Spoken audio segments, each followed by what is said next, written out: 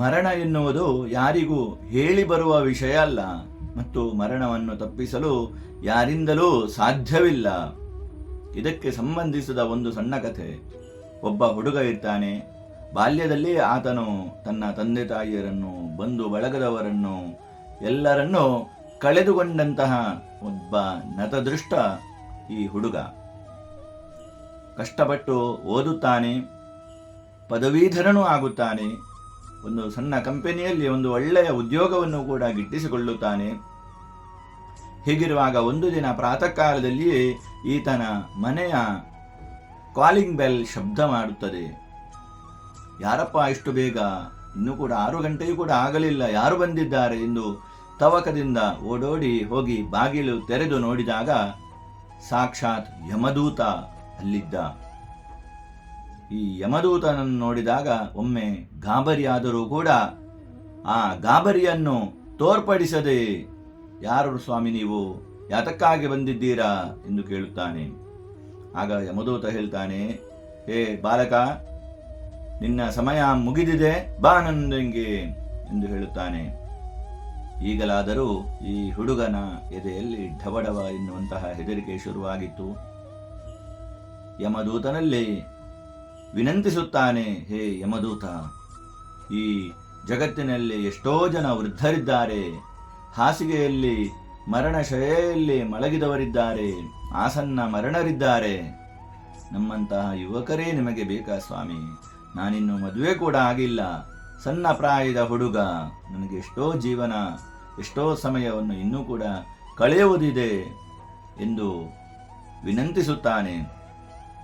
ಈ ಹುಡುಗನ ವಿನಂತಿಯನ್ನು ಕೇಳಿ ಈ ಯಮದೂತನ ಮನವೂ ಕರಗುತ್ತದೆ. ಸರಿ, ಹಾಗಾದರೆ ನಿನ್ನ ಅಂತಿಮ ಇಚ್ಛೆ ಏನಪ್ಪಾ ಎಂದು ಯಮದೂತ ಕೇಳ್ತಾನೆ. ಆಗ ಈ ಹುಡುಗ ಹೇಳ್ತಾನೆ, ಒಂದು ಅವಕಾಶ ಸಿಕ್ಕಿದೆ, ಈ ಅವಕಾಶವನ್ನು ಸುವರ್ಣ ಅವಕಾಶವನ್ನಾಗಿ ಮಾಡಿಕೊಳ್ಳೋಣ ಎಂದು ಈತ ಹೇಳ್ತಾನೆ. ಯಮದೂತ, ನನಗೆ ಯಾವತ್ತಿಗೂ ಕೂಡ ಬೆಳಿಗ್ಗೆ ಎದ್ದು ಶುಚಿರ್ಭೂತನಾಗಿ ಒಂದು ಕಪ್ ಚಹಾ ಕುಡಿಯುವ ಅಭ್ಯಾಸ ಇದೆ, ಅಷ್ಟರ ತನಕ ನನಗೆ ಸಮಯಾವಕಾಶ ಕೊಡು ಎಂದು ಕೇಳ್ತಾನೆ. ಸರಿ, ಹಾಗಾದರೆ ಯಮದೂತ ಹೇಳ್ತಾನೆ. ಈ ಹುಡುಗ ಆ ಯಮದೂತನನ್ನು ಒಳಗೆ ಕರೆಸಿ ಒಂದು ಕುರ್ಚಿಯನ್ನು ಕೊಟ್ಟು ಕುಳಿತುಕೊಳ್ಳಲು ಹೇಳುತ್ತಾನೆ. ಆ ಹುಡುಗ ಶುಚಿರ್ಭೂತನಾಗಿ ಸ್ನಾನಗಳನ್ನೆಲ್ಲ ಮಾಡಿ ಒಳ್ಳೆಯ ಒಂದು ರುಚಿಯಾದಂತಹ ಚಹಾವನ್ನು ಸಿದ್ಧಪಡಿಸುತ್ತಾನೆ. ಮಾಡುವಾಗ 2 ಕಪ್ ಚಹಾವನ್ನು ಮಾಡುತ್ತಾನೆ. ಆ ಯಮದೂತನಿಗೆ 1 ಕಪ್ ಚಹಾವನ್ನು ಕೊಟ್ಟು ತಾನು ಆ ಚಹಾವನ್ನು ಕುಡಿಯುತ್ತಾನೆ. ಯಮದೂತನು ಯಾವಾಗ ಆ ಚಹಾವನ್ನು ಕುಡಿದನೋ ಆತನು ಅಲ್ಲೇ ನಿದ್ದೆಗೊಳಗಾಗುತ್ತಾನೆ.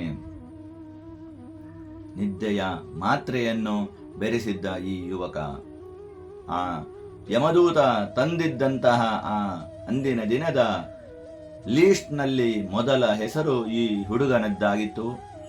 ಕೂಡಲೇ ಈ ಯುವಕನು ಯಮದೂತನು ನಿದ್ದೆಗೆ ಜಾರಿದ್ದಾನೆ ಎನ್ನುವುದನ್ನು ನೋಡಿ ಆ ಲೀಸ್ಟ್ನಲ್ಲಿ ಮೊದಲು ಇದ್ದಂತಹ ತನ್ನ ಹೆಸರನ್ನು ಅಳಿಸಿ ಹಾಕಿ ಆ ಲೀಸ್ಟ್ನ ಕೊನೆಗೆ ತನ್ನ ಹೆಸರನ್ನು ಸೇರಿಸಿ ಬಿಡುತ್ತಾನೆ. ಹಾಗೂ ಆ ಲಿಸ್ಟನ್ನು ಯಮದೂತನ ಕೈಯ ಬಳಿಯೇ ಇಟ್ಟು ಬಿಡುತ್ತಾನೆ.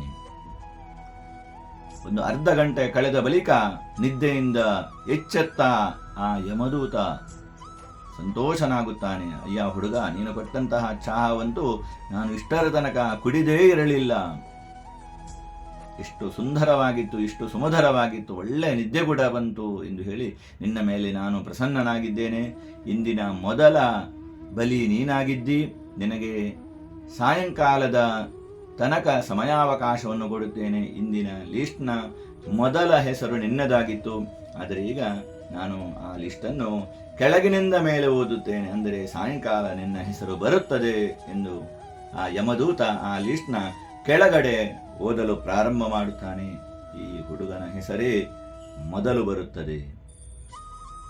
ಮರಣವು ಯಾವಾಗ ಬರಬೇಕೋ ಅದೇ ಸಮಯ ಅದೇ ಕ್ಷಣ ಬರುತ್ತದೆ. ಬಪ್ಪುದನ್ನು ತಪ್ಪಿಸಲು ಯಾರಿಂದಲೂ ಸಾಧ್ಯವಿಲ್ಲವಂತೆ. ಅದಕ್ಕಾಗಿ ಈ ಜೀವನದಲ್ಲಿ ಬರುವಂತಹ ಪ್ರತಿಯೊಂದು ಕ್ಷಣವನ್ನು ಕೂಡ ನಾವು ಒಳ್ಳೆಯ ರೀತಿಯಲ್ಲಿ ಅನುಭವಿಸೋಣ. ಮರಣ ಯಾವಾಗ, ಎಂದಿಗೆ, ಯಾವ ಸ್ಥಿತಿಯಲ್ಲಿ ಬರುತ್ತದೋ ಹೇಳಲು ಸಾಧ್ಯವಿಲ್ಲ.